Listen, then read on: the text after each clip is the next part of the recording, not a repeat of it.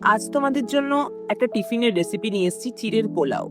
Office গোয়াদের জন্য খুব ভালো একটা রেসিপি। এর মধ্যে পুষ্টিও থাকবে, আবার ভালোভাবে পেটও ভরে যাবে। তো আমি প্রথমে চিড়ের মধ্যে ভালো করে জল দিয়ে শুকনো চিড়েটাকে ধুয়ে নেব দুবার, কারণ চিড়ের মধ্যে প্রচুর পরিমাণে স্টার্চ থাকবে।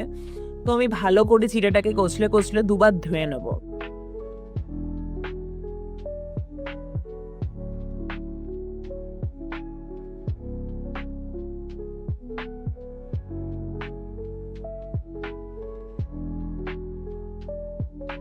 চিড়েটা ধোয়ার পরে ঝুরঝুরে হয়ে যাবে, কারণ যেটুকু জল থাকবে সেটুকু গায়ে টেনে নেবে।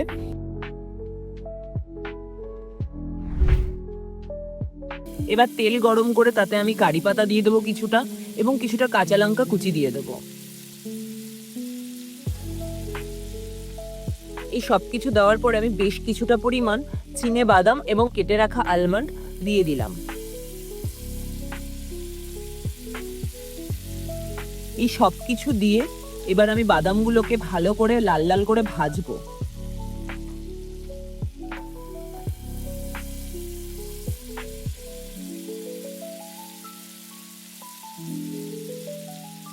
এবার আমি বেশ কিছুটা পরিমাণ রসুন কুচি দিয়ে দিলাম। আমার বাদামগুলো ভাজা হয়ে গেছে।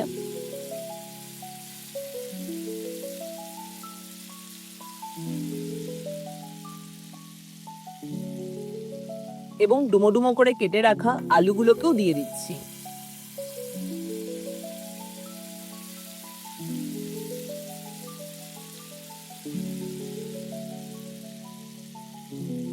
এই একই সময় আমি পেঁয়াজ কুচিগুলোও দিয়ে দিলাম।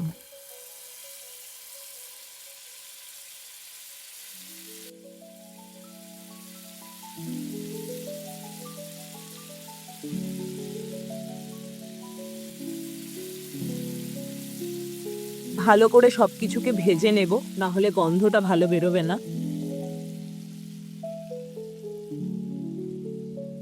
সবকিছু আমার মোটামুটি ভাজা হয়ে গেছে।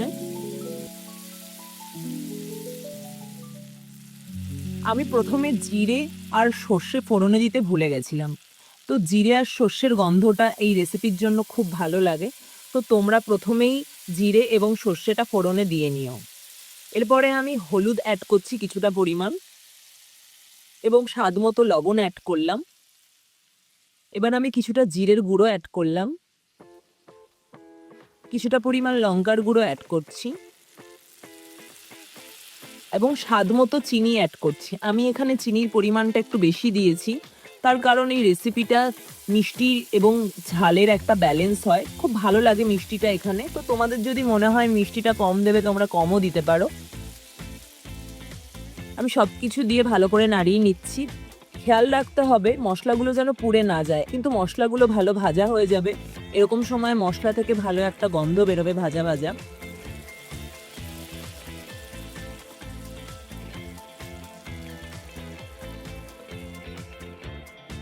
আমি কিছুটা পরিমাণ টমেটো কুচি অ্যাড করলাম, যাতে আমার মশলাগুলো পুড়ে না যায়, এবং সাথে আলুগুলোও যেন ভালোভাবে সেদ্ধ হয়ে যায় টমেটোর যে ময়েশ্চারটা থাকবে তাতে।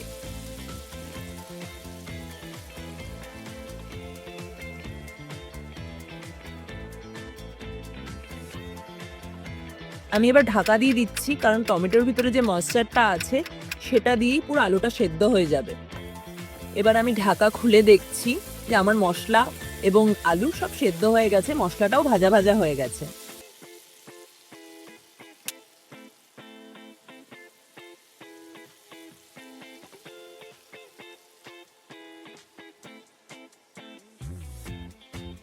এরকম সময় আমার ঝুরঝুরে যে ভিজিয়ে রাখা চিড়েটা আমি অ্যাড করে দিচ্ছি। সবকিছু দিয়ে ভালো করে নাড়িয়ে নিতে হবে, যাতে চিড়ের মধ্যে সমস্ত ফ্লেভার ঢুকে যায় এবং চিড়েটাও ভালোভাবে ভাজা ভাজা হয়ে যায়। এই রেসিপিটা করতে একদমই বেশি সময় লাগে না। আমি সবাইকেই সাজেস্ট করব যে টিফিনের জন্য এটা একটা গুড রেসিপি, হেলদি রেসিপি। আরও এর মধ্যে অনেক সবজি অ্যাড করা যায় ভাজার সময়। তো আমার কাছে সবজি ছিল না বলে আমি সবজি অ্যাড করতে পারিনি। তো তোমরা চাইলে এর মধ্যে আরও অনেক রকমের সবজি অ্যাড করতে পারো।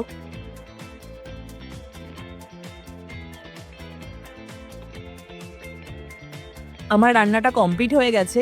এবার তোমরাই দেখো রান্নাটা কেমন হয়েছে দেখতে, কারণ তোমরা তো না খেলে বলতে পারবে না। তাই চটপট রেসিপিটা বানিয়ে আমাকে প্লিজ জানাও, কমেন্ট করো কেমন হয়েছে রেসিপিটা, কারণ আমার কাছে বেশি সবজি ছিল না। তো তোমরা এর মধ্যে আরও অনেক ধরনের সবজি অ্যাড করো, একটা হেলদি রেসিপি বানাও এবং আমাকে লাইক এবং কমেন্ট করে জানিও। টাটা আজকের মতো।